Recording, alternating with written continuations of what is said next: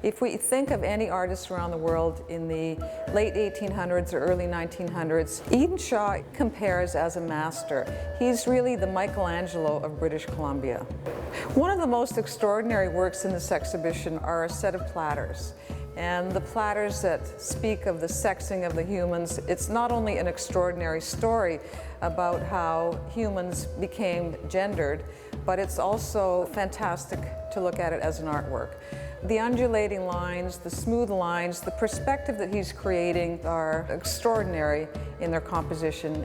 As a consummate artist, Edenshaw expressed himself in many, many different mediums. You see works that are made in argillite. This was a material that was locally sourced in Haida. You had to climb up this mountain, you had to cut the argillite out of the mountain, you had to hike back down, so even getting the material was really an extraordinary feat. But Edenshaw also worked in wood, he worked in silver and gold.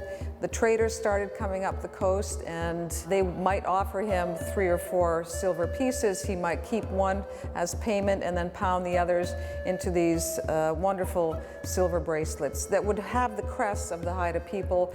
So it was a different way of expressing themselves and identifying themselves as Haida. Traders would bring materials, they would bring images, they brought newspapers. So Edenshaw started incorporating these images such as lions and even elephants into his carvings. He also started carving gentlemen's walking sticks. This was not traditional in Haida culture, but he created the walking sticks. Even a fantastic chest that has a lion on the front and a lion's cute little tail on the back end. These were really unique forms that he incorporated. So he was very modern in that sense, that he was conscious of what was going on in the world. He was extending the traditional forms of the Haida people in very new and innovative ways. One of the things that makes Charles Edenshaw a remarkable artist is his ability to translate traditional Haida stories into works of art. In particular, we're so excited to bring back together for the very first time, we think in history, there are 3 platters that tell the same story, and they're all together for the first time.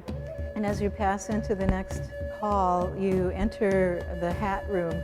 And these are the hats that are the collaborative works of both Isabella and Charles Edenshaw. Isabella was a fabulous weaver of spruce root hats, and she made hats and mats and baskets in all shapes and sizes. And Charles Edenshaw painted formline designs of crest figures on them. The thing about a lot of this work is it tells the stories of the Haida people. The Haida culture is an oral culture, so stories are not necessarily written down. They're passed down from one generation to another through oral tradition, through stories, and very significantly through pulls, through the platters that tell the story, through the chests that have also those stories carved into them.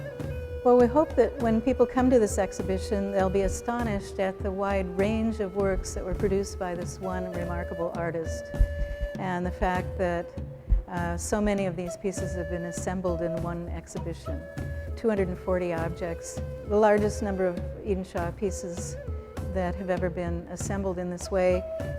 I had the joy of walking through this exhibition with my old teacher, Bill Holm, last night. And he just was astonished that we were able to bring so many of his favorite pieces back together. The space that we're in has been completely transformed for this exhibition.